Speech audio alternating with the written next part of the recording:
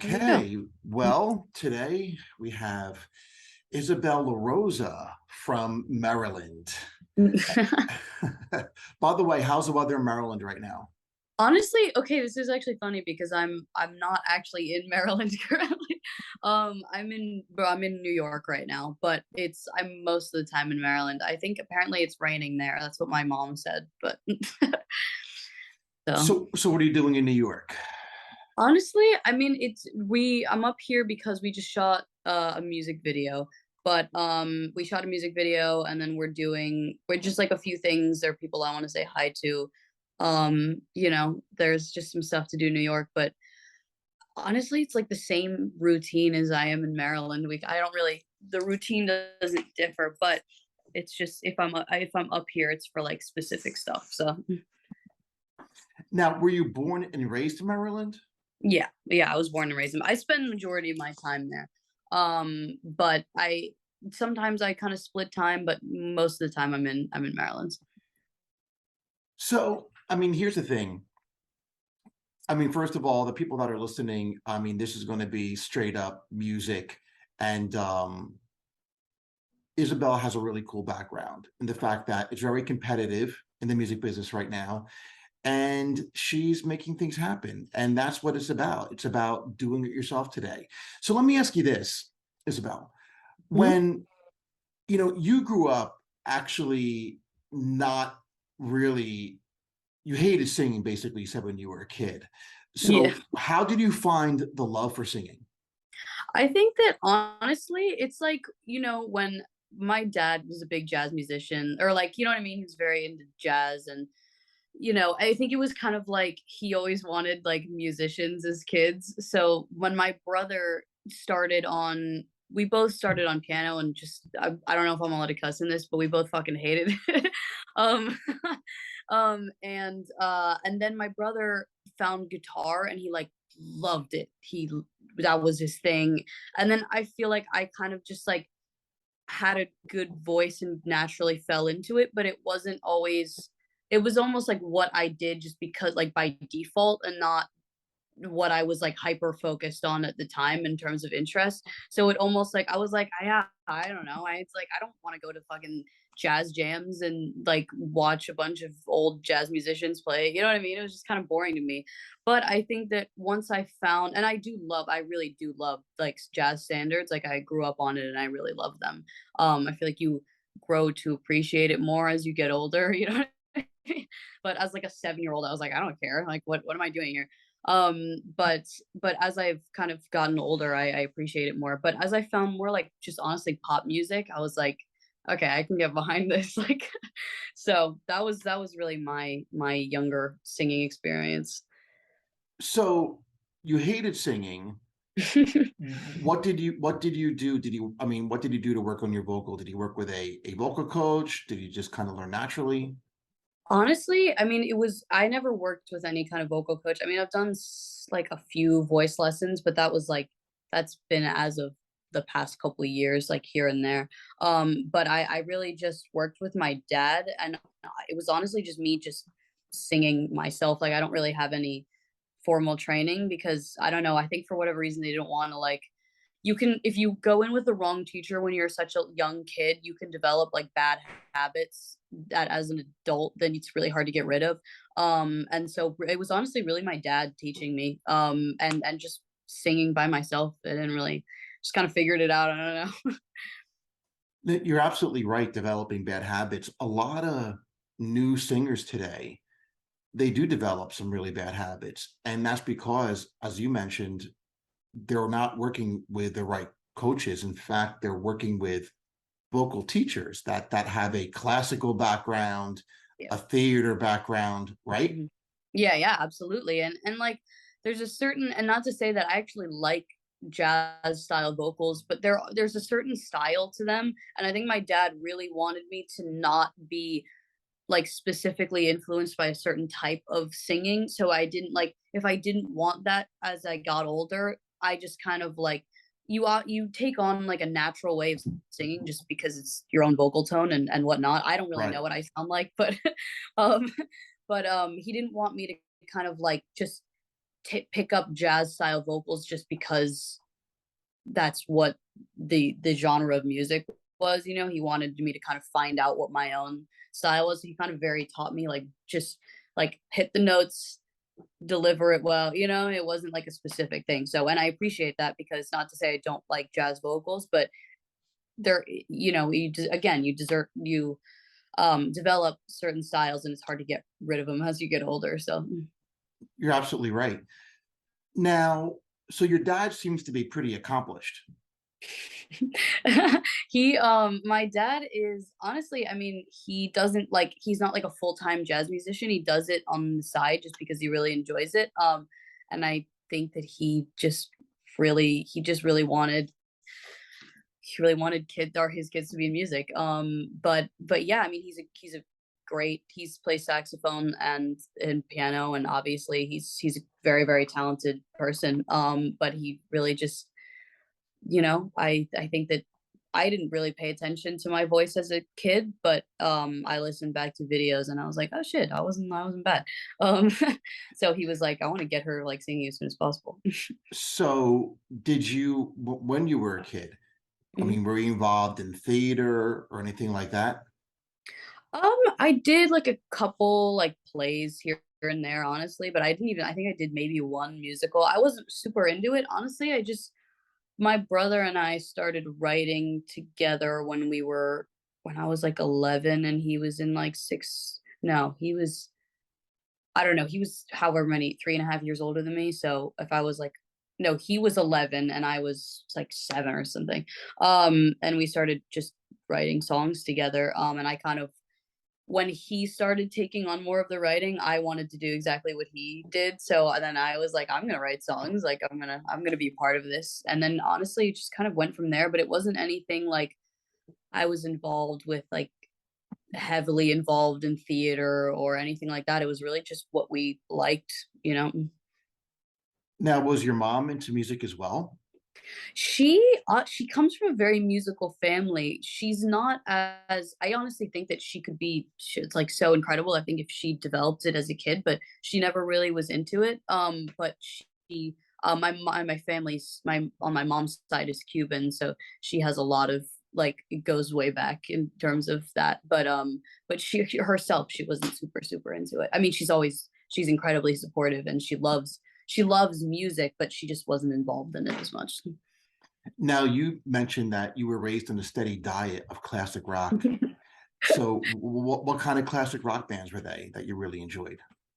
Honestly, I mean, we're talking like she was big Van Halen, Led Zeppelin, Motley Crue, you know, I'm trying to think of like Rush, who else? I mean, so many.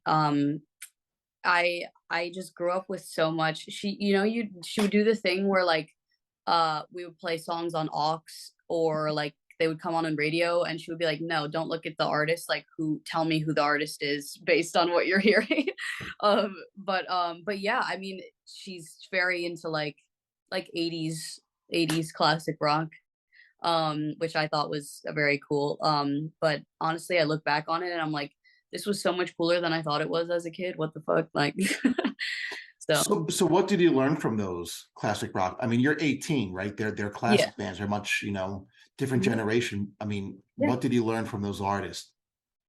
Honestly, I mean, I think that it's such a bold genre of music, and I think that I mean, oddly enough, our stuff doesn't pull that much from rock, but I think that in terms of I mean, you look back at some of these, like, just, classic rock songs, they're so incredibly well thought out and well written, it's crazy, like, you don't necessarily think about it because it's not, like, pop as a genre, but they're like pop songs, if that makes sense, like, they're so incredibly thought out and well formatted and, like, very intentional, but they're also just so bold. So I think that like that's definitely what I've taken away. Honestly, I mean, it's not really specific things. It's just kind of like the fucking attitude. You You're know. right. Yeah, I agree. I mean, definitely that genre was much more aggressive. It was had Mhm, a lot of attitude and very intentional, and the mhm. musicianship was pretty amazing.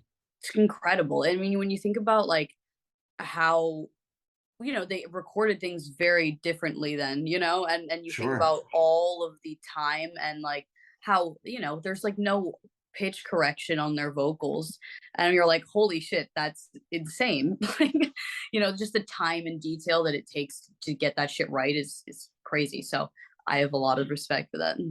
So you started really putting your thoughts together and started writing in elementary and middle school, right?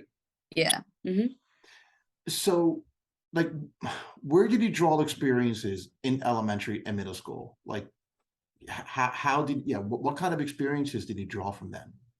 In just in terms of like a musical, or I'm sorry, I'm like, But didn't you start writing kind of when you were very mhm. young? Like, Yeah. Oddly enough, I was homeschooled from like second to seventh grade. So mhm. at the times where I, you know, started writing, it was mainly with my brother, and I definitely did solo writing, but a lot of it I just honestly enjoy writing with my brother more than I do on my own. But I don't know. I think that we pulled a lot. I'm trying to remember what I even wrote about. What I think it was very like it was almost darker stuff than the stuff I'm writing now. It was more less about like situations with people, and more like just stuff that I would read about, honestly. Like I was very into reading and like fantasy and stuff like that, and I would just kind of make shit up, honestly.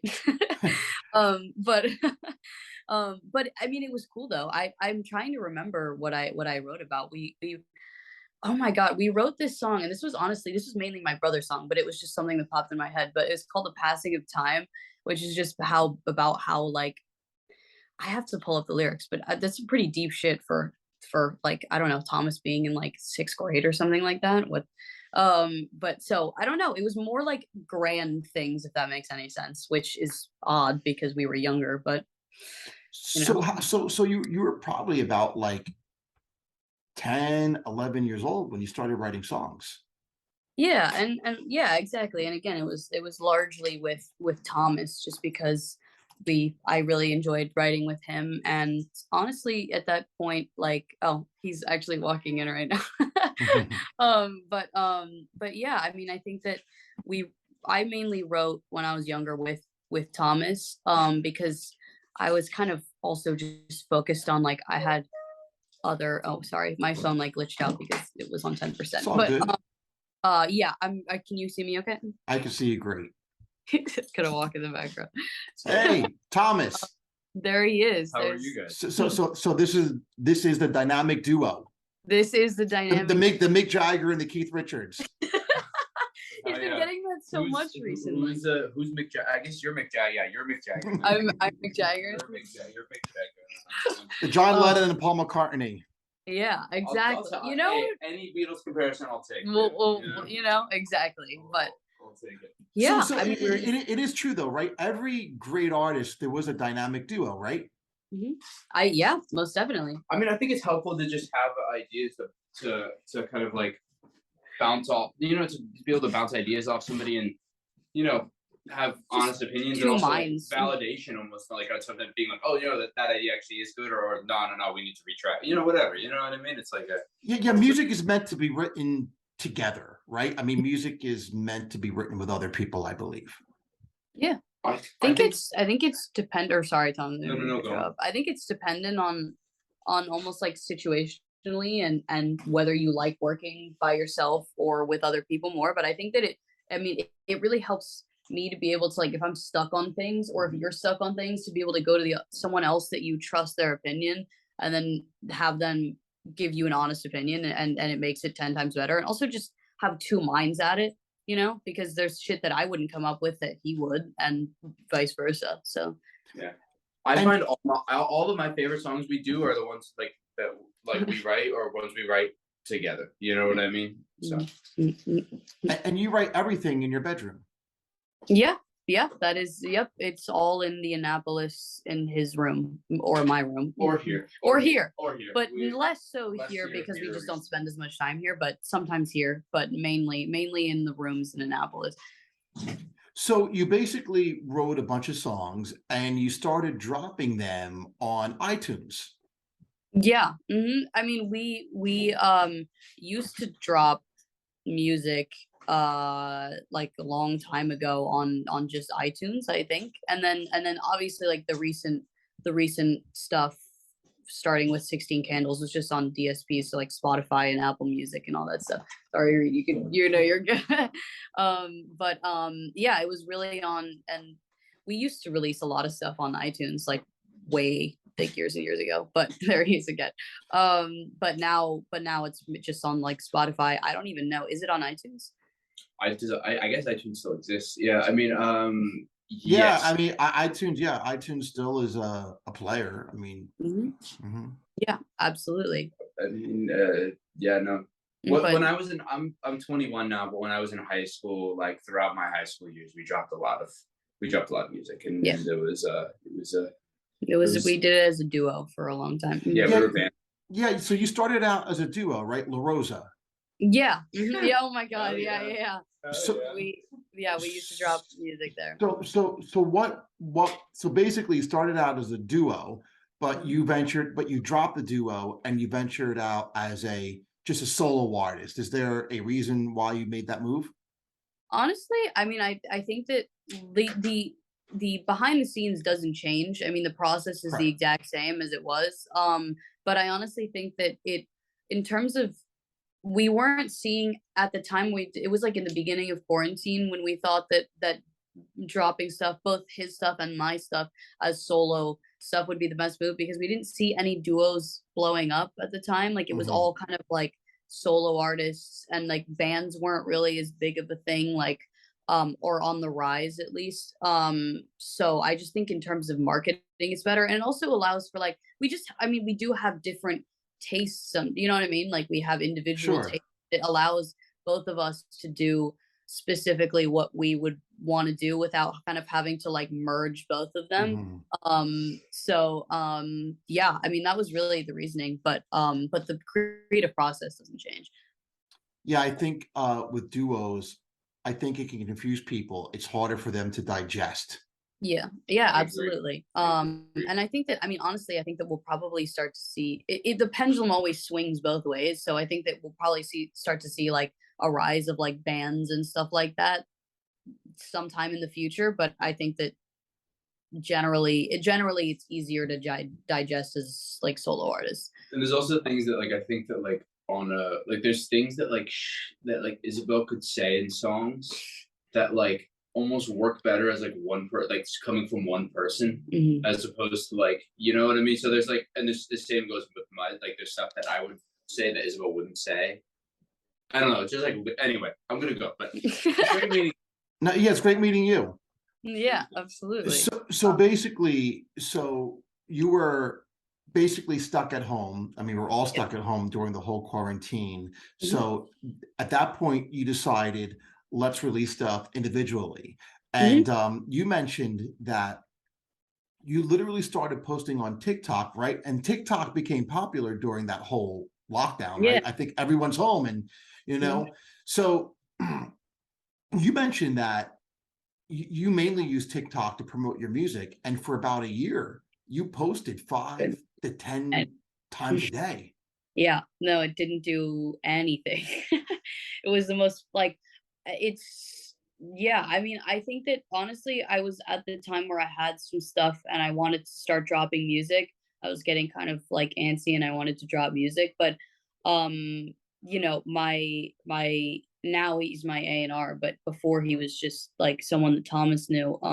He was like, don't don't just start dropping it. Or my brother's manager was like, don't just start dropping music out of nowhere. And it was very helpful of him to say this. He was, because I mean, if I hadn't posted on TikTok, I literally wouldn't have anything. I mean, there would be nothing. And he was like, get something to move with one of the songs before you drop anything. Just at least have like one thing that moves, like one video that moves, and then you can drop something. And I was like, all right, fair enough. Let me go try to do that.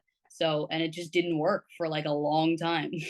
And then we kind of, it started to, we had one thing with like 16 Candles and that got like 1,000 pre-saves, and then it was kind of up and down until we hit Haunted, which just like, How many pre-saves did did your song get? This first one, Yeah. the first ever song just got 1,000 pre-saves. And then Haunted got like 18,000. And I'm Yours, I don't even know. I think it's like close to 25, which is fucking crazy. So when you were posting Mhm. constantly on TikTok, were you like just trying to like dissect an algorithm, or were you just posting stuff that was meaningful to you?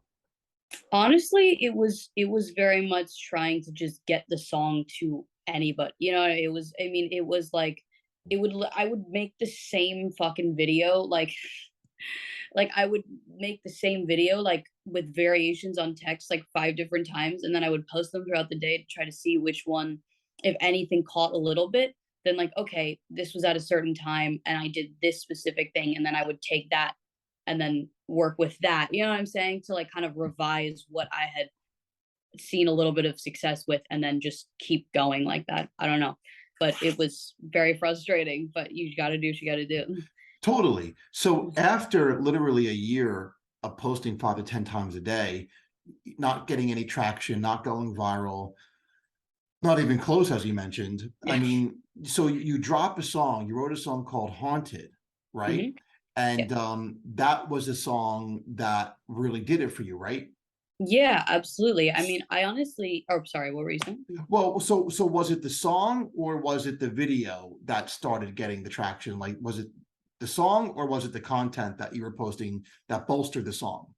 I think that it was a combination of both. I mean, the song, I think, regardless, there are certain songs that are just so reactive on the app. Like, they're just, you post one shitty video with it and it just goes for whatever reason. Like, you could post the most amazing video with a song that doesn't translate and it won't do anything. But if you have a song that just works for whatever reason, like, any video will blow up with it. But I do think that the video played a part in it because I think it really felt like the song, and it also felt like what people wanted. It was something about like a dark club. Like, it was like this song is made for dark clubs or something like that.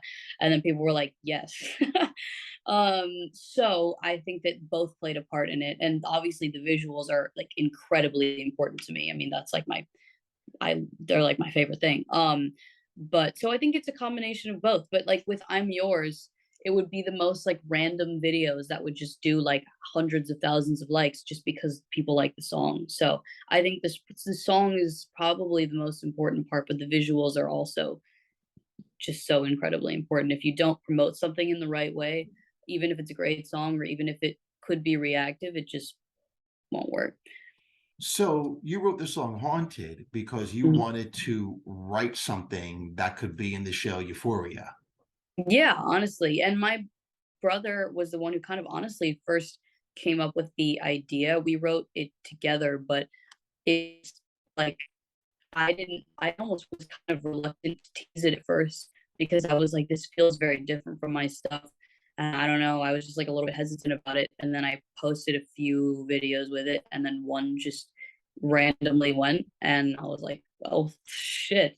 But it also, for whatever reason, visually, it felt like I was a little bit kind of confused direction-wise because visuals are so, I love them so much. It's like my favorite thing in the whole world. But I was almost like a little bit, I didn't fully have like the direction that I wanted, and I didn't feel like I had a distinctive like character to my stuff, which was very frustrating me. And with Haunted, I feel like it fell into a certain thing, and I was like, oh, this feels like me. You know what I mean? And Yeah, it just you're cutting out. You know clicked. what's going on. You're freezing a little bit. You're freezing. Oh no. See. There we go. Are you freezing now? Yeah, you're still freezing a Let little me bit. turn off my Wi-Fi. Sure. Is that better? You're still. Yeah, that's better. So Great. there's no Wi-Fi in here. There you go. That's good. Good. Okay, Okay. that's good. I just turned off my Wi-Fi. Yeah, no, that's great. It's always so weird. And this is what I love about podcasts. I love podcasts because it's so like, right. I mean, you write songs from the bedroom and in the bedroom. And Mhm. and that's kind of why I love podcasting, because people are doing it from anywhere. And it feels that it's real to people, right? It's not feel like you're in this big Yeah. studio and you're kind of getting this manufactured content. Light. Right. like, kind of like camera on, like, but no, Yeah, the and like like the Wi-Fi. everything is packaged. I'm not reading from a script here, and Yeah. anyway. So now you mentioned, obviously that song "Haunted," which again, that song was inspired because you felt like you wanted to write something that could be in Euphoria. You also mentioned that you actually liked kind of horror TV and film since you were a kid.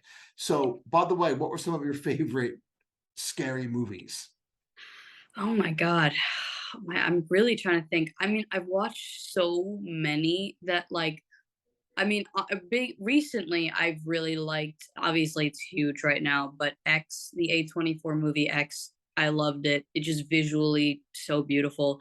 I mean, I'm trying to think specifically. You know what movie that I don't know if it's my favorite, but it scared the shit out of me as a kid was Invasion of the Body Snatchers. It Mm. terrified me. I don't know why my dad just like put movies on like that when I was a kid, and that one got to me. I watched Blair Witch Project, obviously. Why am I blanking on this so much? Hereditary is a great movie.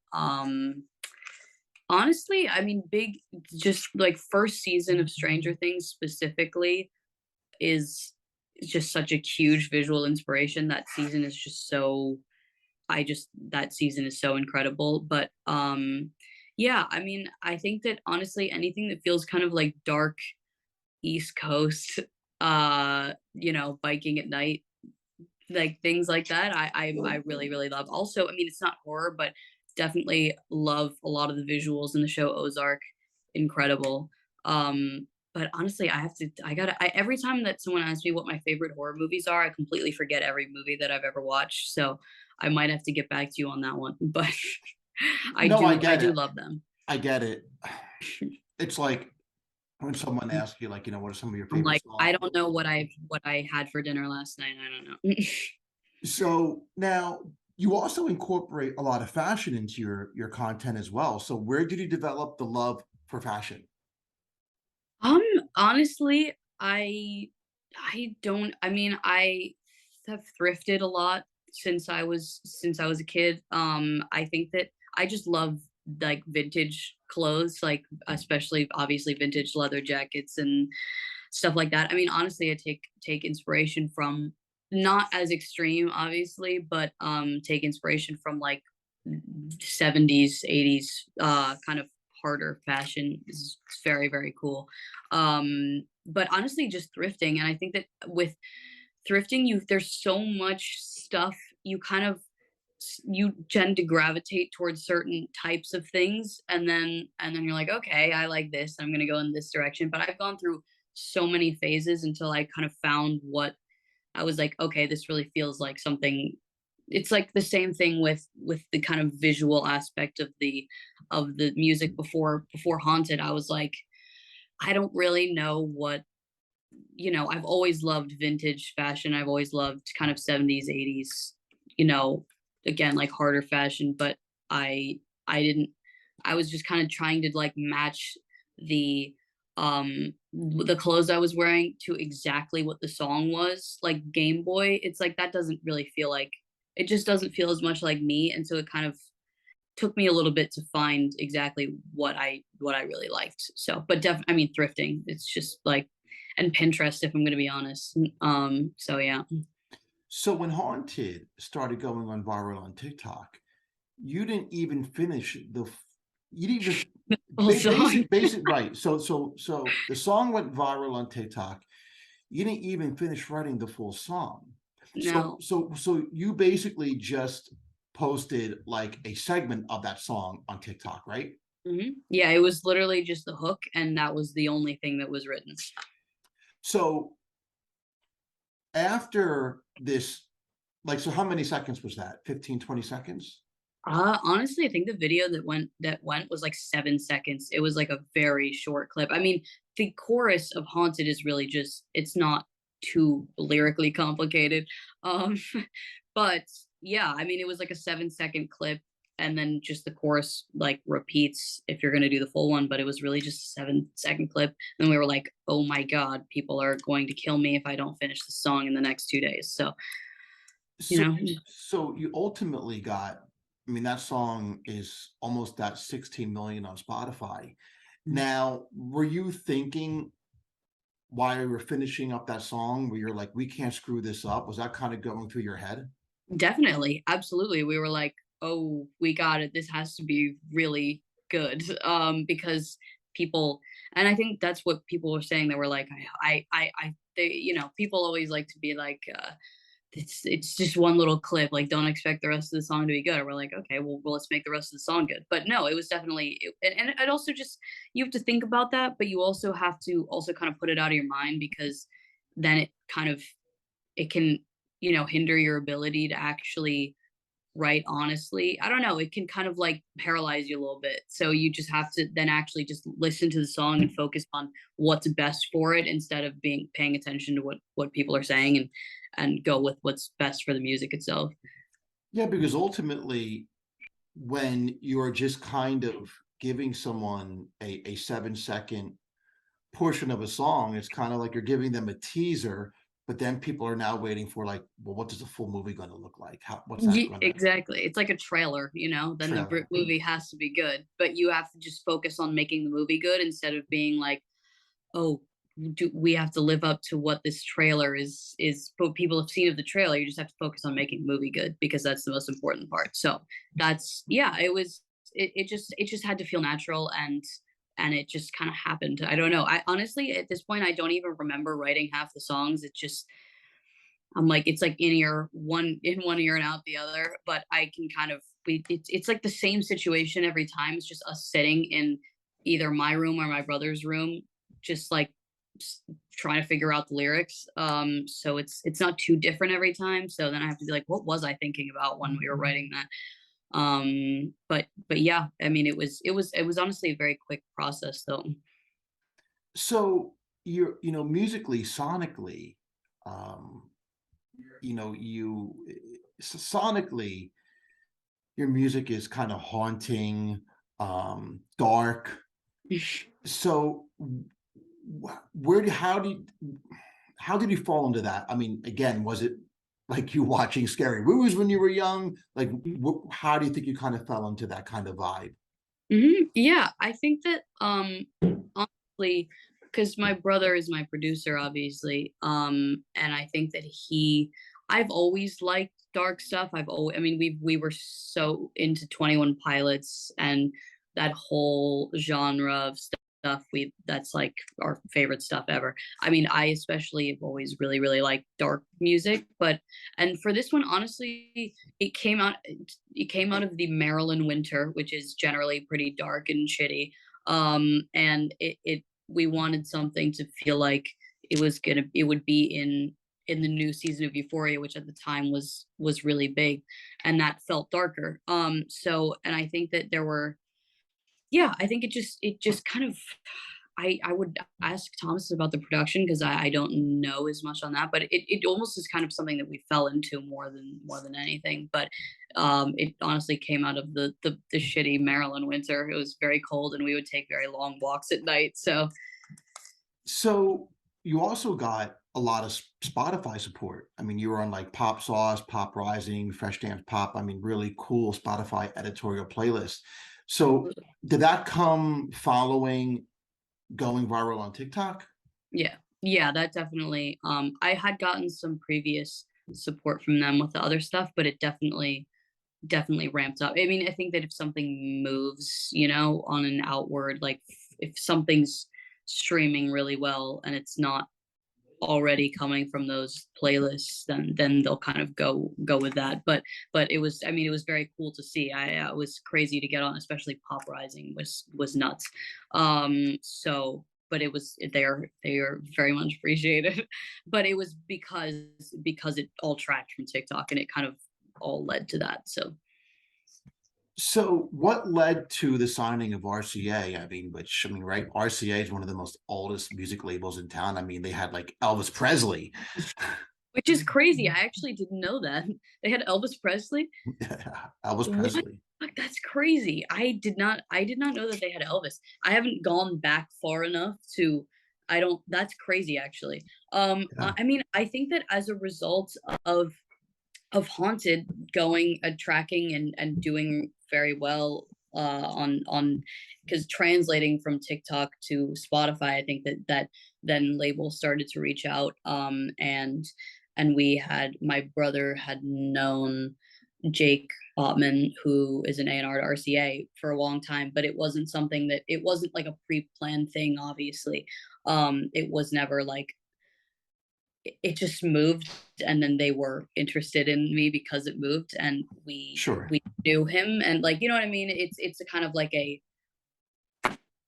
like who do you trust and we knew that we had someone there that we trusted and I think that was really it but it wasn't like a thing where I was waiting to get signed. It wasn't. It was me working my ass off for like 2 years and then nothing never working and then suddenly it worked and then they were but RCA is great. They're amazing. I love my team. And I'm very obviously grateful that they wanted to sign me. So I mean, yeah, no, that's great. I mean, obviously, right? I mean, you're an artist. Whether you had a deal or not a deal, would it make a difference in your life? You would be doing the same thing yeah, what you're doing, right? exactly. Absolutely. Oh, absolutely. I mean, regardless of anything, you just keep moving. I think that even if at some point you're never on a label or whatnot, you just keep going. I think that consistency is so important because I think that a lot of the times artists, I don't know, I just see it sometimes when artists like have something do well and then they just kind of like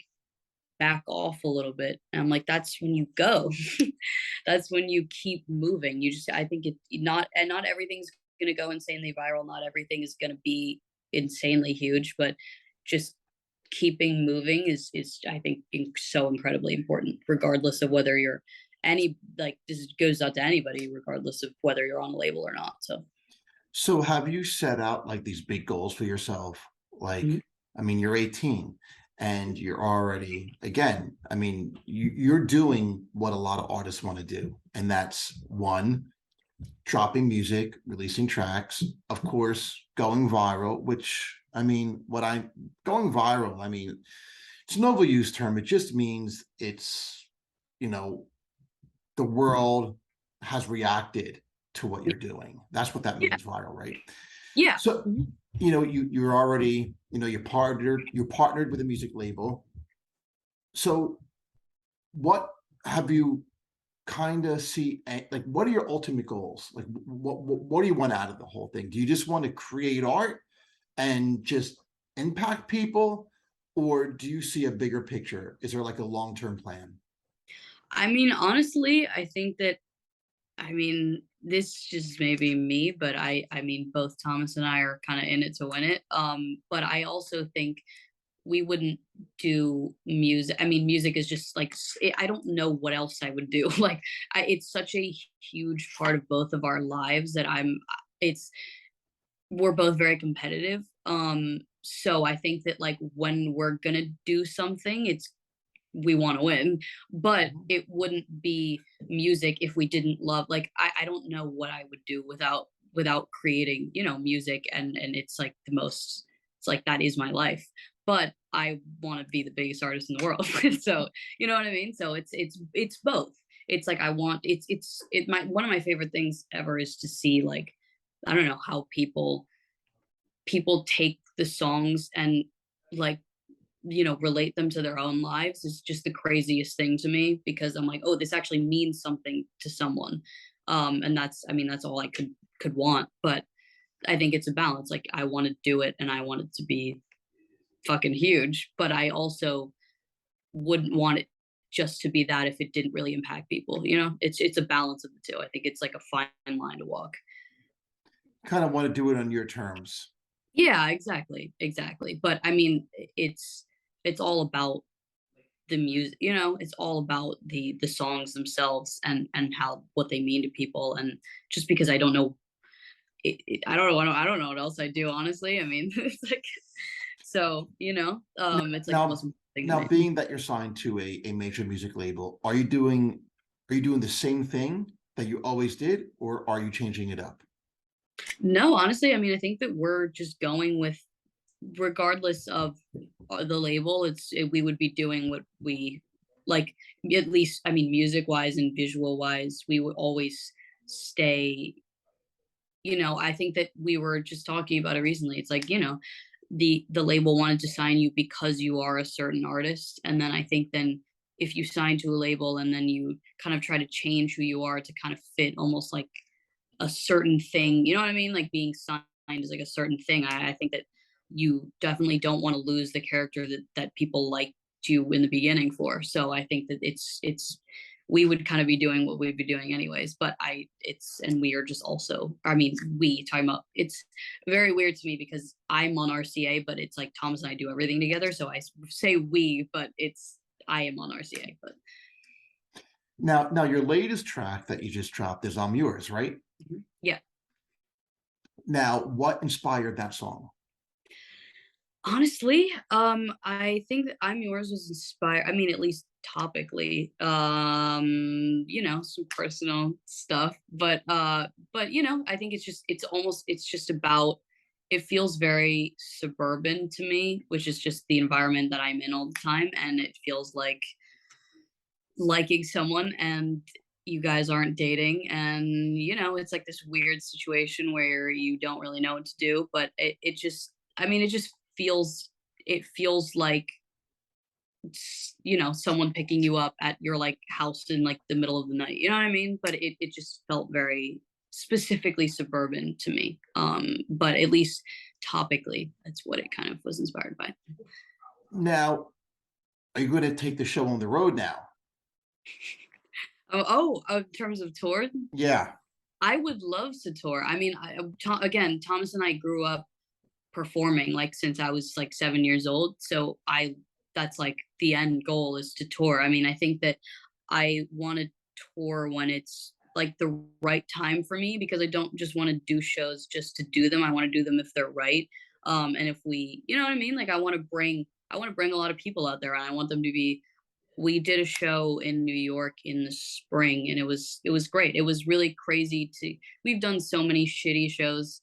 You've no idea. Like just playing for like no one and like over the years. And it was very weird to have people like know the lyrics. I was like, what? So yeah, I mean, I think tour is like, towards the end goal. That's what you want to do, is to sell out shows. But I Now, also think, who would you want to tour with? Like, what artist right now would make sense for you to tour with? I mean, I mean, just in terms of artists that I really like. I mean, this is very grand scheme. I don't know if they're touring or whatnot. I mean, Melanie Martinez, I would love to tour with. 21 Pilots. I don't know, Billie Eilish. I mean, just kind of those artists. I have to think about that more in depth, but definitely some of those, because they just put on crazy shows. I mean, it's like, if you we went to a 21 Pilots concert in like 2015, and that's like the best show I've ever been to. That's what we want our shows to be like. So definitely some of those artists, but I'd have to think about it. I have to think about it more specifically. So going through this creative business, this creative journey, Mhm. like what was like, maybe you can remember, maybe not. Like, Mhm. but one piece of advice you got someone that really impacted you, like, wow. One piece of advice. Ah, I think that this is something that my A&R actually has told me that has really stuck with me. And this is a specific way to refer to it, but it's kind of odd. But so like, when you get something that moves and everybody's telling you, oh, you're amazing, oh, blah blah blah, this, like, don't don't he says, don't drink the Kool-Aid. So it's like, don't don't listen to all the positive.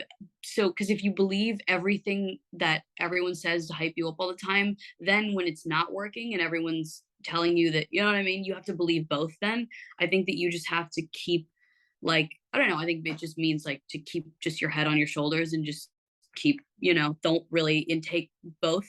And I think that keep people around you that you trust their opinion, but don't, like, don't drink the Kool-Aid. I don't know.